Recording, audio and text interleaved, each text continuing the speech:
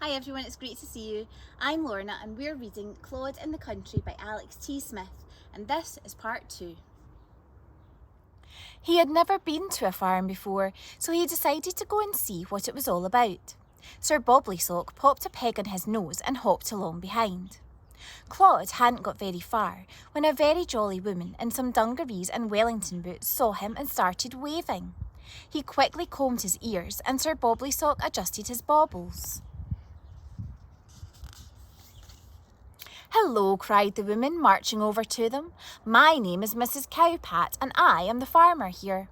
"Hello," said Claude, shaking her hand with his paw. "My name is Claude, and this is my friend Sir Bobleysock. Can we help you be a farmer for the day?" Mrs. Cowpat said yes, of course, and that she would be jolly glad of the help as she had a very busy day ahead of her.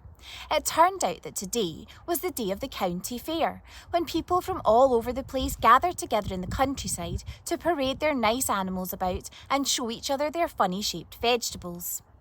Sir Bobleysock liked the sound of that, and so did Claude. "The county fair takes place in one of my fields this afternoon," explained Mrs. Cowpat.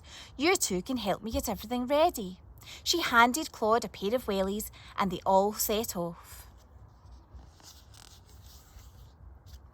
Because of all the rain the day before, there was lots of muddy puddles on the farm. Sir Bobleysock, who on the whole didn't really like anything grubby, carefully hopped around them and was pleased that he hadn't got his baubles in a mess. Claude made sure that he splashed and sploshed in every single one of them. Some puddles were deeper than they seemed.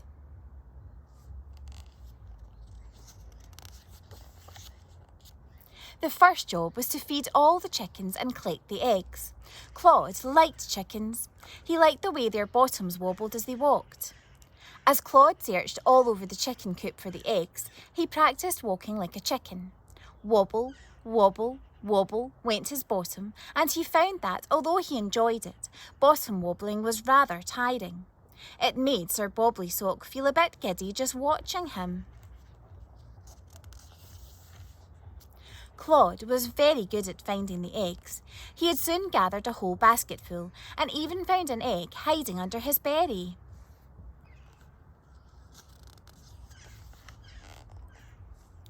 "The next very important thing I need to do," said Mrs. Cowpat, "is to round up all of my sheep. Usually I let them go and play on my fields, but today I need to gather them up so they don't make a nuisance of themselves during the county fair." Claude and Sir Bobleysock listened very carefully to the farmer, as she explained that she had a special dog called a sheepdog that did all the rounding up for her. "I blow my whistle," explained Mrs. Cowpat, "and do a bit of pointing and shouting, and my dog dashes about the field, gathers all the sheep into a group, and brings them into their barn." It turned out, however, that Mrs. Cowpat's dog was currently on holiday, so she asked if Claude would do the job for her. Claude agreed. Sir Bobleysock sat out on account of his stiff knee. Claude had never been a sheepdog before, but he found he was rather good at it. He popped his berry under his jumper, put on his sweatband and jogged all over the field shouting "hello" and waving to all the sheep. Unfortunately, this didn't round them up. They just stood and stared at him, wondering what on earth was going on. Claude decided to try a different approach.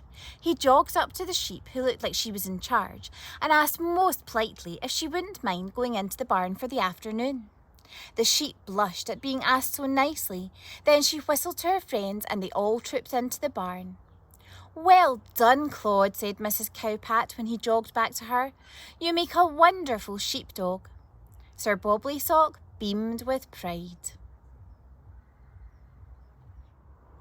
Join me for part 3.